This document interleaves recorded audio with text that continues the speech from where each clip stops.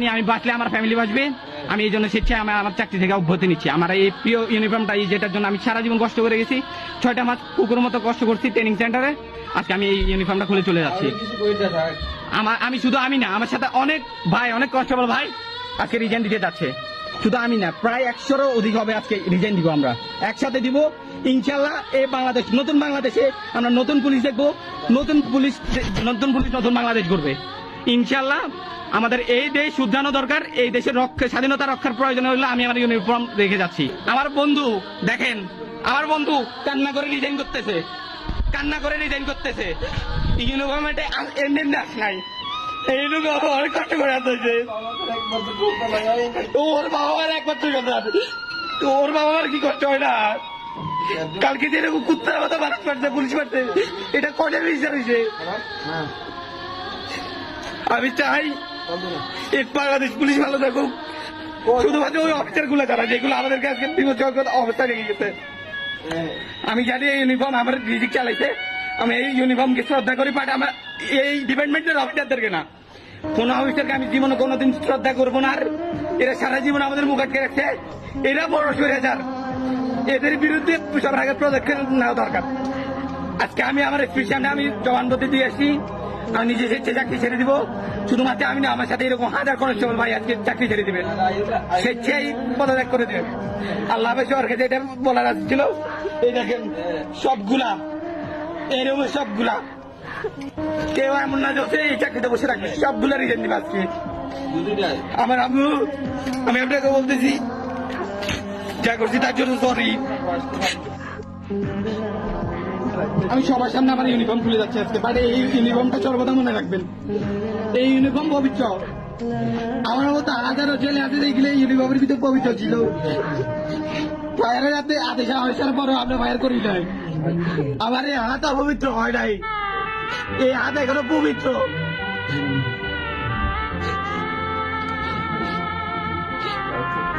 এই আমার ID card, যেটার জন্য এত কষ্ট করছি। স্বপ্নের ইউনিফর্ম ছিল, বাড়িতে এসে দাগ লাগাই গেছে একটা শ্রেণী এই ইউনিফর্মটাকে কালো করে দিয়ে গেছে। এই ইউনিফর্মের উপর ছাড়াটা দোষ চাপা দিয়ে গেছে একটা শ্রেণী লোক, যারা আমাদেরকে নিয়ন্ত্রণ করছিল, খুব বাজেভাবে ব্যবহার করছিল, আমাদের মুখে তালা মাইরা রাখছিল। আমি আমার প্রোফাইলে দিয়ে রাখছিলাম মুখে তালা, যে সময় আমি চাকরি করতেছি ওই সময়।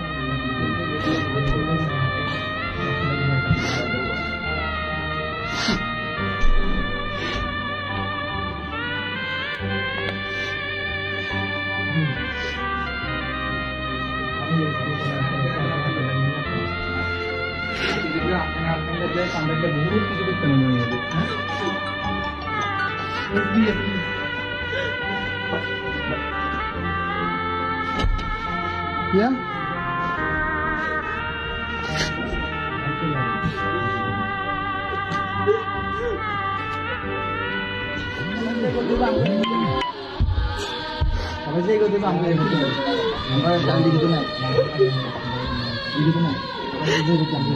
আমি বিশ্বাস করেন, এই ইউনিফর্ম অনেক পবিত্র, এটাকে অপবিত্র করা হয়েছে।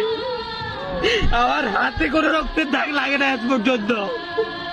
আমি আমার একজন আদর্শ বাবার সন্তান, আমি কোনোদিন ফায়ার করি না একটা মানুষের উপরে, একটা নিরীহ মানুষের উপরে আমার হাত দিয়ে একটা ফায়ার হয় নাই। আমার মতো হাজারো পুলিশ আছে যারা স্বেচ্ছায় পদত্যাগ করতে চাইছে, পদত্যাগ করতে দেওয়া হয় নাই।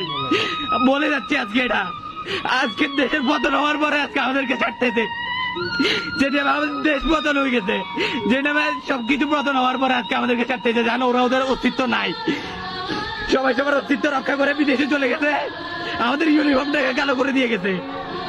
এই ইউনিফর্ম আমার দরকার নাই, বিশ্বাস করেন ভাই, এটা খুব পবিত্র একটা ইউনিফর্ম।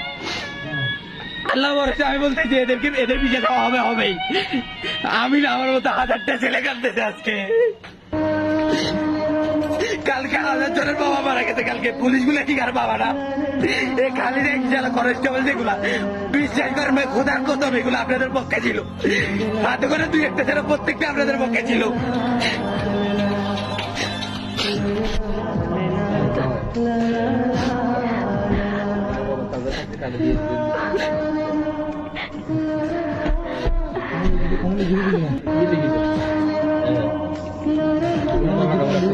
সব পুলিশের যে অবস্থা আমি ওই অবস্থা